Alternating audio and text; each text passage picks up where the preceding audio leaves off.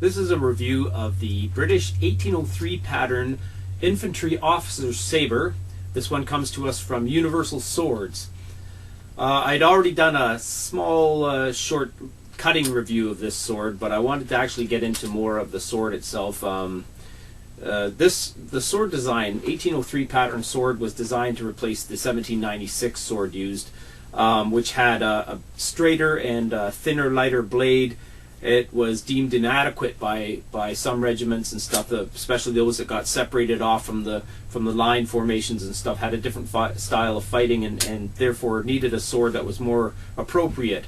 And this was the sword that was patternized by the British in 1803. This replica is follows the pattern itself, because many officers commissioned their own swords from various swordsmiths, and that there was many variations of the original version of this sword. The lion's head pommel was part of what had to be there, but of course there's many different variations of it. Some actually, they say, look like a bit of a dog's head. The royal cipher of King George here on the guard, it's GR, or GR, George Rex, being Latin for king, and the crown above it. Some of these are sort of cut out, filigreed, so that you see through, and some of them are actually solid like this. Other variations are the grip material. Some have an ivory grip rather than leather. Some of the original, I think, were fish skin, and some were ivory. The blade itself, some of them were curved so radically that they're practically useless in the field. I think they were just parade swords or whatever. And some of the variations of this sword had no fuller. This one has a very nice long wide fuller. Also, because they were owned by officers, depending on the status and the amount of money the officer had for having a sword made, they were often highly embellished. Scripting on the scabbards, engraving on the blades, and bluing and gold leaf everywhere, all kinds of embellishments to their swords, personalizing them sort of.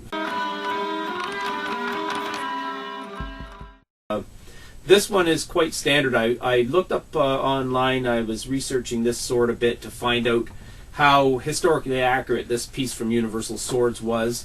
There are variations in the design of the brass pieces of the originals, variations of the shape, actually, of the guard. I did actually find examples that very closely matched this replica from Universal Swords, right down to the styling of the King George symbol on the guard.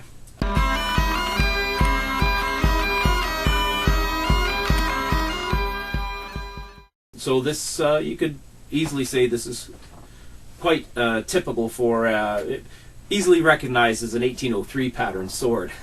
We'll put it that way. This replica from Universal Swords is a high carbon steel blade. Now, Universal Swords does not export sharpened blades, so these are going to come unsharpened from Universal Swords. I had mine sharpened through a third party, and so I did a bit of cutting with it, and it's a very solid blade. It proved to stand up very well. The parts, the braided wiring around the leather handle, very nicely done. The peening, it's full tang, and then it's peened through the top of the head of the lion here, and the peen has been sculpted to conform with the mane of the lion, and I've seen examples exactly like that online, how it's done there. So that's very close to the way it is, pretty much exactly the way it was done originally. Some of these original swords had a bit of a ring here at the top. I'm not really sure what that would be for, but this one, this replica doesn't have it. I was also curious about the smoothness of the inside of the guard, and when I looked up online for original examples of this sword, that is very typical. I guess you don't want anything rough in there when your hand's inside it, and that's the purpose behind that. So historically accurate, I give it a pretty high mark. Construction, I give it a pretty high mark. Full tang, peened well, seems to be solid.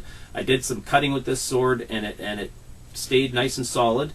The scabbard is leather, and with these nice brass accents, nice shape on the end, and some suspension rings, also brass. Seems to be very well made. And so there it is, the 1803 pattern British Infantry Officer Saber from Universal Swords.